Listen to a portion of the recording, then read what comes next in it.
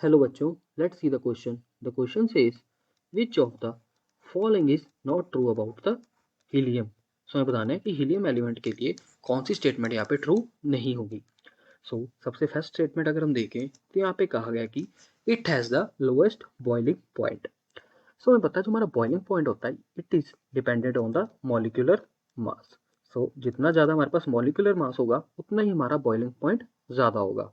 हमें पता है कि हीलियम का मॉलिक्यूलर मास हमारे पास काफ़ी कम होता है because it is in the starting of the elements.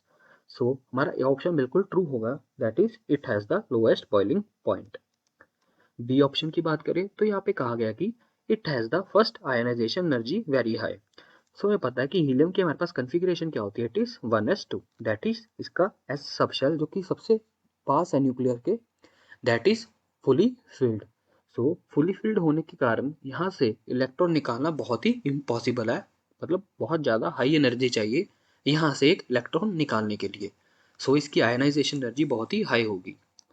C option की बात करें तो यहाँ पे कहा गया कि it can diffuse through rubber and plastic materials.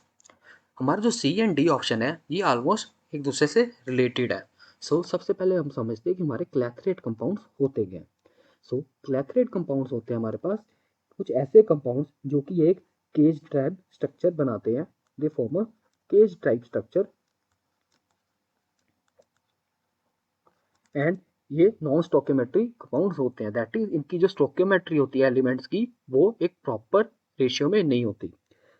ये जो कंपाउंड्स होते हैं ये तब बनते हैं जब कुछ एटम्स स्पेशली लाइक जैसे कुछ नोबल गैस होते हैं, लेट से हमारे पास जैसे आर्गन है, क्रिप्टन है या जीनोन है, ऐसे जो हमारे पास कुछ एलिमेंट्स होते हैं ये हमारे पास इन कंपाउंड्स की जो कैविटीज होती हैं उसमें ट्रैप हो जाते हैं, जिसके कारण हमारा जो एक केज टाइप स्ट्रक्चर बनता है. लेट से जैसे हमारे पास जैसे एक बीटा क्विनेनॉल होता है, अगर क्विनेनॉल का स्ट्रक्चर अगर हम देखें तो कुछ ऐसा होता है हमारे पास क्विनेनॉल का स्ट्रक्चर.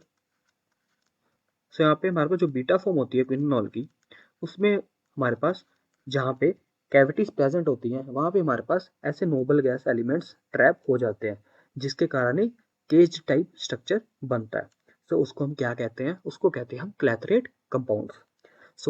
इन हमारे पास एलिमेंट्स का भी एक स्पेसिफिक प्रॉपर्टी होती है कि कौन से जो एलिमेंट्स हैं यहाँ पे वो ट्रैप हो सकते हैं. उनका एक सुटेबल साइज हमें गिवन होता है फॉर क्लैथरेट कंपाउंड्स.